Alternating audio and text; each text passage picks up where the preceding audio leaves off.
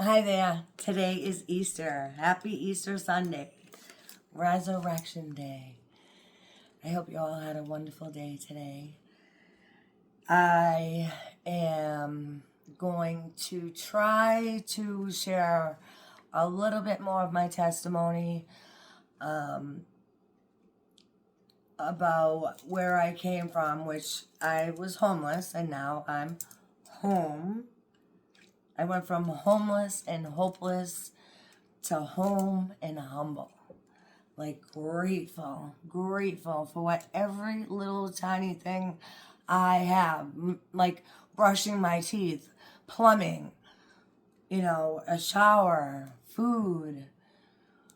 My dog can eat too. He's better than I do, really. He's down there. So I want you to know that there is help out there for people who have mental illness and other issues that all actually integrate together. It's, ADHD and PTSD and, schizophrenia and bipolar. I mean, I'm not a doctor or anything, but all that stuff. And I even heard, autism is correlated with depression and stuff as well. It's sort of the same category with anxiety and stuff like that.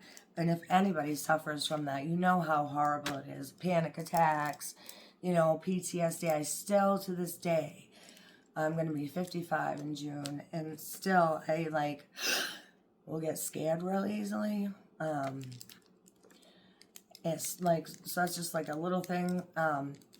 And when your mind is all kind of crazy and you're a little messed up and you're not doing the right thing, and you know, I say a prayer that I say the right thing, that I encourage somebody, that I inspire somebody to stop any kind of negative behavior and switch it over to some art.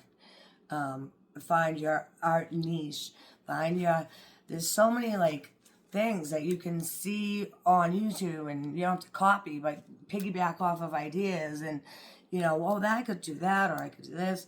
The dollar stores where I started, the craft section is amazing, and the paints and stuff, it might be low grade, but they're not that bad to start. To just paint and canvases, $1.25 you can sell. You can get for $5 at the dollar store. You could probably make $50 off of a painting a canvas. Seriously. And they really have everything. They had all the glues, like the pouring mediums is with the glue, and all the kids stuff. They're like $10 for a bottle of Elmer's glue. It has, the glow in the dark, the different ones, and they're like $1.25. The Elmer's glue, and it's just crazy the things that you really can do if you don't have any money. If you're I've been homeless. I've been homeless more, I hate to say it, but more than once. When I come on here, I want to say a prayer, share my experience, strength, and hope with you so that maybe you can learn a little something that might benefit you in some way. I've done all sorts of things as far as entrepreneur work. I started working for myself about, 10 years ago. I signed up with a company, Monate, that I happen absolutely love, but I'm not very good at doing that sort of thing, and I don't know how it happened. But honestly, listen, this is funny. So I've been in psych hospitals because I do have bipolar, and there is a recovery with that. You don't always have to be crazy. I thought I was gonna have to zap my brain. That's how bad. I thought there was nothing left for me. No recovery, no future.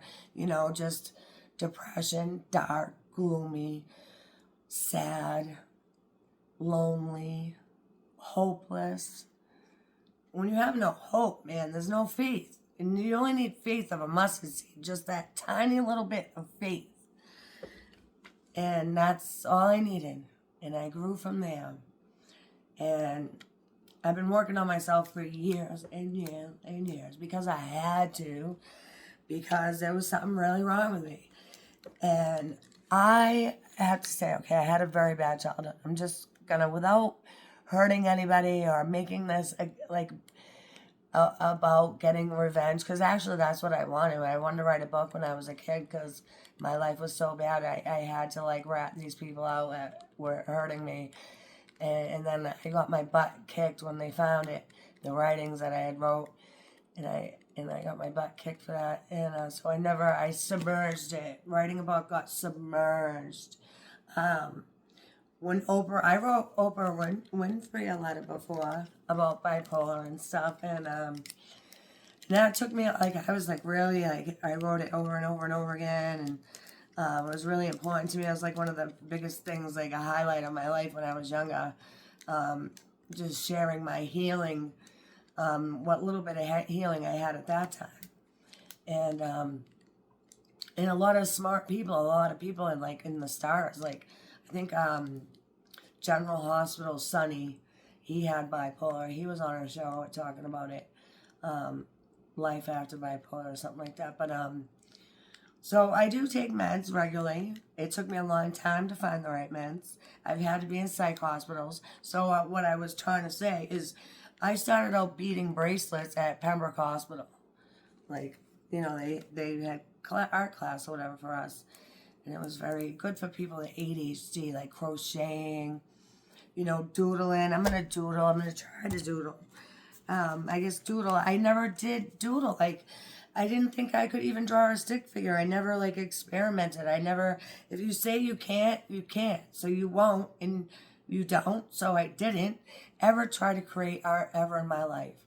My childhood was so compressed and so, like, depressed and sad, and no encouragement, no goals, no dreams, no future, just death. Like, I just wanted to die. It was that dark. I can't talk about everything that happened to me because I don't want to, like, trigger anybody. But I found out through a trauma specialist that, when you have trauma, PTSD or something like that, it takes a good couple of years of every day retraining your mind into a positive direction, reversing those old tapes, rewinding them and putting new ones in to move forward. Like, get rid of the, the hate words, I hate myself, I hate this life, my life sucks, nothing ever good happens. And if you keep walking around saying that, that's what happens. And I had no idea that I was bringing this all upon my own self. Being in pain all the time, being a baby about it, on the couch crying, watching stupid shows, going nowhere. I went nowhere. But I'm here to tell you, in the past, I was homeless, a couple years ago, and it was a scary thing. Not everybody that's homeless is like an alcoholic or drug addict, they're not. I had surgeries on my hands. I was in a situation where my apartment, the ceiling came down with mold. So I was in a place where I wasn't supposed to be there very long. And I thought I was gonna, I was couch bound for a little while. And my old landlord, though, I might not have good credit, but I have good references. So no, I'm not financially free yet, right? But I am happy and I'm spoiled and I get whatever I want. And I'm not out there like buying to fill a hole or like I used to. Like at first it was, drugs and alcohol and boys and stuffing feelings and looking for love in the wrong places because you were so hurt and shattered that you just want to instantly feel good all the time. You just do. It's impulsive behavior to just do. And I was a runaway, so no one told me what to do, and I didn't listen to nobody. I just did whatever I wanted, and the Tasmanian devil was just running, ripping and running, and not caring who I was tearing down in the process. And I felt like I was just hurting myself. No one cares, and I certainly didn't if I lived or died. And that went on for a long, long time, like way too long. If you've got hurt in the past, and if you're like hating on people and that hurt you in the past, you have to forgive. You have to give and move on. Get out of the past so you can move to the future. I was stuck there. Stuck. I couldn't go forward because I didn't see anything good. It's like, oh, why make the bet? I'm just going to get in it anyway. That negative mindset and entrepreneurship. Everything I've noticed about these companies is they do have you reading really good books. So I used to listen to John Maxwell. So some of the tips that I have are really listening to audiobooks, to podcasts, to the Bible, Proverbs. It's very like common sense, really. Stuff that all kids in school should learn, and we don't anymore have God in the schools. And I feel like that's why my son is not here. He passed away, and I feel like it's because of the no God in schools anymore, and everything's corrupt now, and kids are like off the walls, and people are off the walls, and I want to keep my page positive, artsy, because it is so healing. It changed my world. It just changed it. I put something on Facebook. I was making jewelry, so a little hidden secret. If you don't have any money, okay, go to a flea market. $25 to get in, you split it with person, like drive money, cash for gas, and somebody pays for the spot, and you always make it right back. So you sell your stuff. If you got stuff around the house that you're not using, clean out the whole house. It's like having a yard sale, only you have it somewhere else, which is nice. You don't have to. So that saved me. And that, with consistency and stuff that I was doing, really helped me. Like, just being consistent one day at a time, not drinking or drugging. That had to happen just simply for a long time before I could ever put anything else in there. I had to clear up, and it took a long time. Like my whole life, I've been trying to be normal. What is normal? It's a setting on a washing machine. There's no such thing. There is no normal. We're all crazy in our own right? We all have our idiosyncrasies, and we're all not perfect. And I'm glad that I know I'm not perfect, and it's okay today, because I'm gonna cry. I can still feel like I don't do anything right, and it's hard to. I'd rather clean my house than do this. I'm like running around. I don't know how many times I started to do this, and I started cleaning, and then I'll be up cleaning all night, because I'd rather do that than do something hard like this. Sharing my strength. It's not a sad thing, but it is,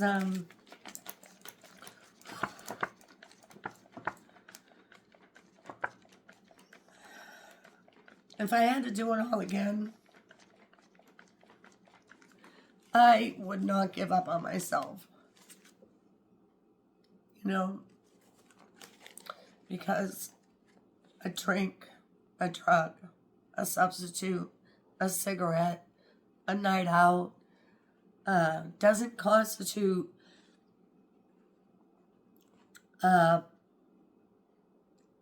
it's not going to change your life for the better in any way. It will probably only be worse. It's only instant gratification that lasts probably not even a minute. If you're still doing it and you're sick and tired, don't even last. There isn't any instant gratification anymore. Although I like the ice cream.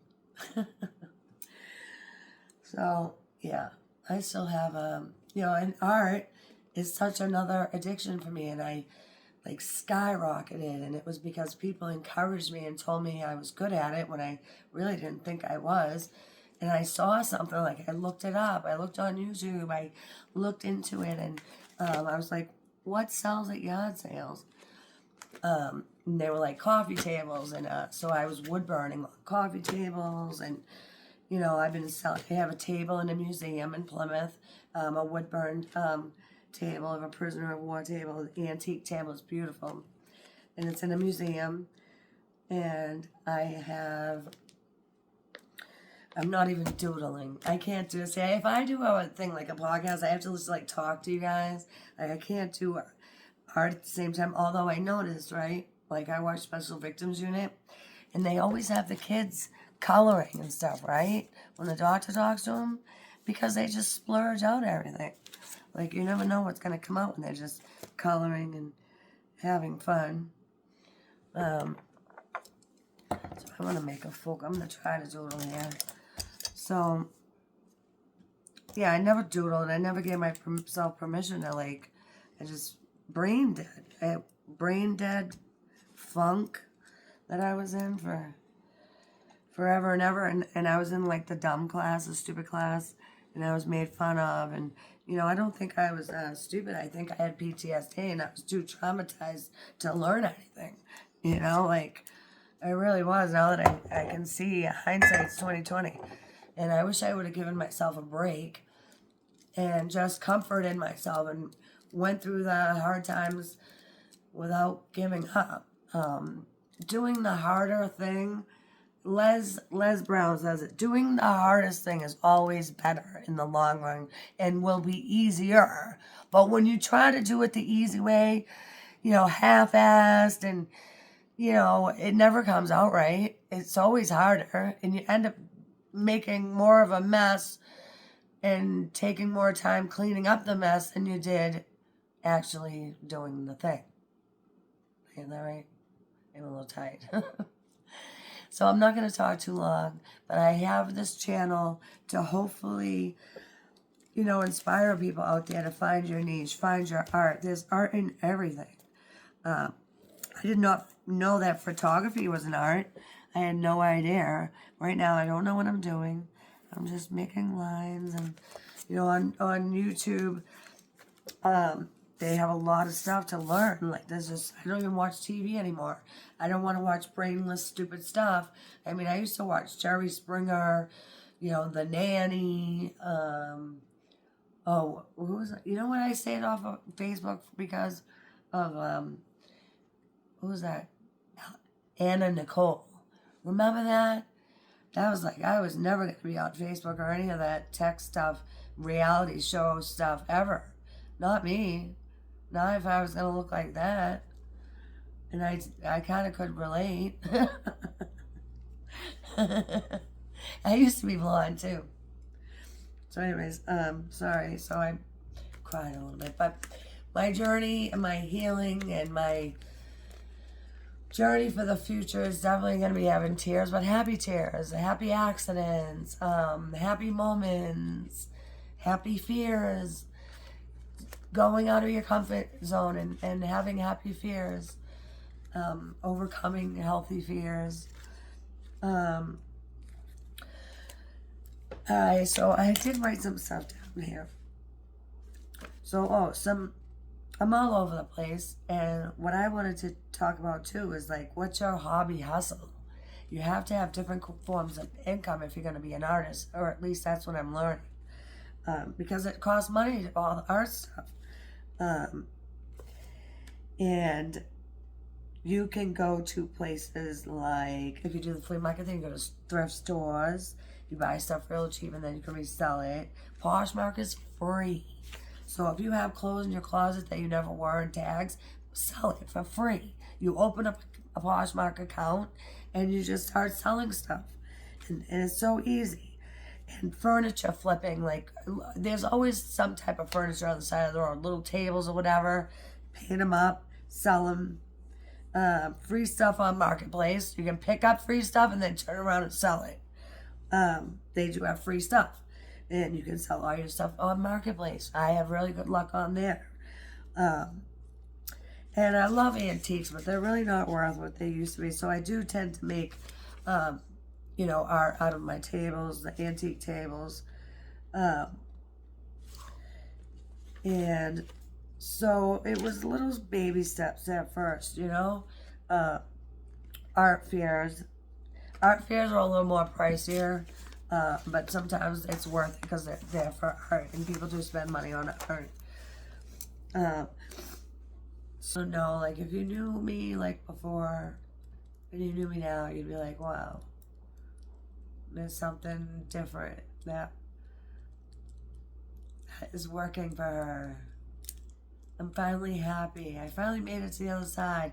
I've always wanted to write a book, and now I started tapping into my writing again. It was suggested that I do, and many, many people. And I definitely wrote a couple chapters in Christian Publishing Network. I've talked to them, and she doesn't want me to give up because I was ready to. I worry about what other people think, and I think I'm not good enough, and all those insecurities were put in here, not by me. So I have to get them out though, and know that I can do things. And I tried new things, like just trying new things, getting exercise, moving your body physically, getting up off the couch and moving, whether you're in pain or not. It's not that bad. Like, I was such a baby. Like, it's just my life has done a 360, and art had a huge part in that. But I had to clear up. I had to like totally clear up before I could even allow art to be a part of my world to create. My head had to clear up. So I'm a crier. I cry. There's a lot of things that happened to me that I had no control over. But what happened to me, I chose to drink and drug over it and make matters worse and ruin my life over and over and over again with dumb, stupid, impulsive behaviors that can't be controlled if you're drinking and drugging. You just can't. And you don't make healthy choices, and you don't pick healthy men, and you don't have healthy friends, and they all crap all over you because you're all doing the wrong thing, and it's just chaos. The definition of insanity is doing the same thing over and over again, expecting different results. But you don't get different results because it's just insane behavior is what it is. It's insane. Just insane. I had to get rid of the insanity. I just stopped doing what was screwing me up. And that took a long time for me. And it took a lot of work. I had to do a lot of healing and forgiving. Just me too. Not just them, but forgive me. And that it's okay. And it wasn't all for nothing. What happened to me as a kid isn't for nothing, because if I can make it through this ordeal that I went through as a child, which wasn't something that God wanted for me. God does not want that for me. God did not put that on me. We have free will. So if I want to go hurt somebody, I have the free will to do that. It doesn't mean God made me hurt somebody.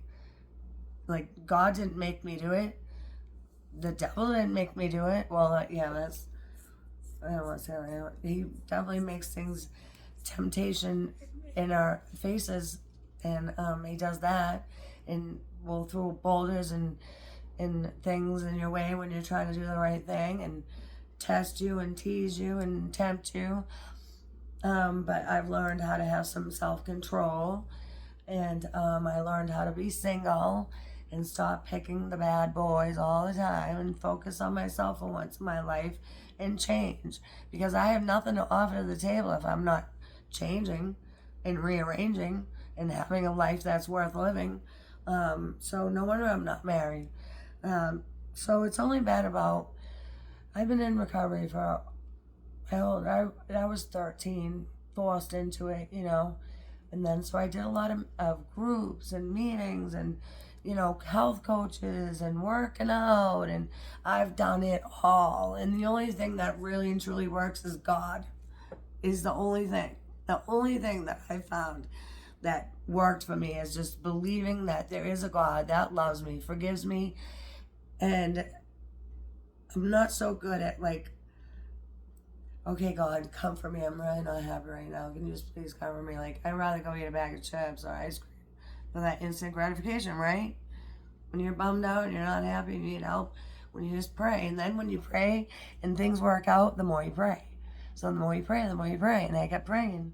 And there's power in prayer. I just had a shoulder surgery. I'm supposed to have nothing, right? But there's been no pain because everyone's praying for me. I know it's in the prayer. I know it is. Because the surgery went so well.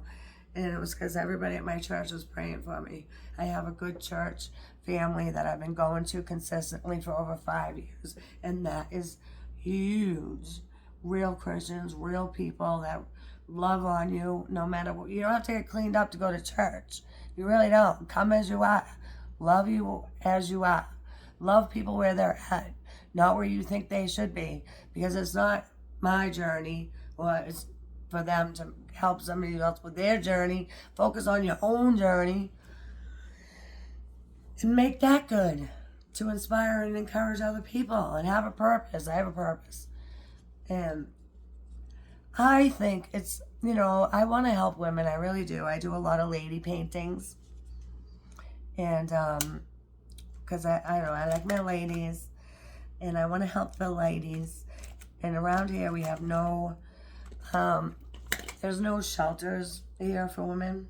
None at all whatsoever. And, here's this.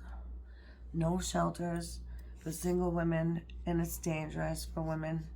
Being in a bad situation, you don't want to be in a unhealthy relationship because you have nowhere to go. I'm going to say if I can practice doing circles. They say to practice doing circles.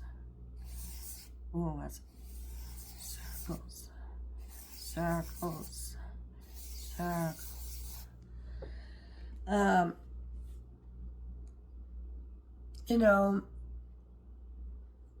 I want to share things, my mistakes.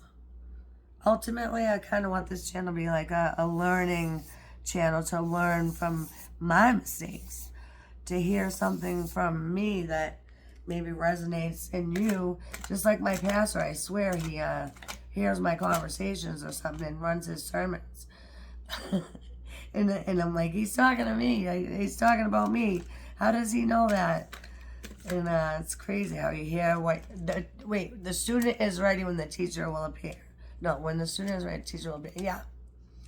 So, I've learned a lot in my church, and I've had to grow over some crazy stuff. Yeah, I'm really, as you can see, I'm not very good at doodling, but I don't know. When I came home from the hospital, I was not in very good shape. And art is so healing, though. I was doodling for the first time, and it really helped with the pain. Like, after this, I do this. I'm going to ice it down and put it back in this thing. And, so you think it's just so silly, little doodles, but it's like there is an instant gratification in that. It's like my new addiction now. It really is. I was never happy anywhere. I was always a square peg in a round hole, So if anybody can relate to me, leave a note in the comments. Let me know if you're going to subscribe so I can say thank you from the bottom of my heart. Please subscribe and follow my journey. Let's see. I'm going to be honest with you right now. I was crying about this last night. I was crying because, okay, so I got an invite on Facebook to make money. And I said no because I thought it was a scam. So, I got a second invite. And, so that was crazy. But the bonus reels program was over with. And they were like making $30,000 a month, I heard. I mean, that just started me on my little, journey. I kept saying, I'm like, I'm missing the mark, man. I'm not making it. I'm like, I'm trying so hard. No matter what I do, I'm not making it. I was crying and being a baby. But I kept making videos. I kept producing art because people told me that I had something worth something. Like, I have a special, Patricia, I call her my art mom. She was the one who initially really encouraged me and told me that I have something special and that I should tap into it. And I started doing a lot of research, and I Googled what is the most expensive art piece, and it was like $43 million. I'm not sure, but it was all blue. It was blue. I forget what artists that were doing all blue stuff, and I'm wondering. But I'm like, you know what? If they can do that, abstract art, it looks easy, but it's not. It looks like a big cool mess, but it's not easy. It's not easy to do, and I love it. But it gave me it gave me an opportunity. It gave me a go-ahead to try something new, because I was making money at it. I was selling my coffee tables to other artists, meeting other artists, I went to the flea market and to sell my jewelry, and they put me in the artist community because I made jewelry. So I, started selling my jewelry and stuff, and I started seeing what all the other artists were doing. I started wood burning. I saw someone stenciling. I started stenciling and wood burning. And then someone said, oh, the irony of stenciling, and they're calling it art. And I was like, wow, I guess I better brush up on my cursive. So I did. And it grew from there. I just kept coming out with, I come out crazy stuff. You never know what I'm going to come up with. You never know what I'm going to look like. I like messing with my eyes, my hair, my clothes. I love the fashion. I love the artsy world. It's a big improvement in my life. It has totally changed me 365 degrees from a person that was like, to now it's like 120% all the time, everything I do. Everything I do. And good things come to me. It's not doom and gloom anymore. When you open your heart up to good things and helping others and giving back what was so freely given to you, it all comes back to you. It's just all I'm kind of spoiled. I'm always like, don't cheat yourself, treat yourself. I treat myself good. I love my Monet coming back. I don't have money for that. What? Neither do I, but I can afford it. I can afford it. You want to look good, feel good, eat good, sleep good. All these things I wasn't doing good at. And I still have a hard time with the sleep thing because of pain. And that art really helps with that. Sometimes I'll get up and just have to move around and do some artwork and stuff. And I love I also have other side hustles. I want to do a video. Let me know how this sounds. What's your hobby hustle? Because you can go to the dollar store and come up with ideas, you guys. You should try it, seriously. And they have, paint pouring is awesome. You can take a vase and paint pour over it. People go in there and come up all kinds of crazy ideas. Things around the house, or YouTube, YouTube arts and crafts stuff, and Christmas time is a big time to sell all artsy craft stuff. But it's crazy. You can make money any way now. And I never had this kind of opportunity, and I'm not going to just let it slip on by. So watch me grow and watch me hopefully flip houses for the homeless in my future. And I'm going to keep talking about it because it's going to happen. I know it is. And you can watch me because if I put it out there, I'm holding myself accountable. And I hate seeing these houses. I'm going to say it in every video. Sitting there doing nothing when we have homeless people out in the woods in a little community of their own. It's just sad. And it's some people need help and a little extra help. Some people need lots and lots of prayers, and some people need tough love. And we're all on a journey, and we should all help each other on that journey and help each other through our endeavors. So I hope I encourage you and inspires you a little bit, and to know that, unhealthiness doesn't have to be a thing. You can switch it up at any given time. You can turn your day around at any moment. If you're having a bad moment, take a deep breath, let it out. In with the good and out with the bad. So yes, a lot of little things that I learned along the way that helped me. This isn't very artsy here. So hopefully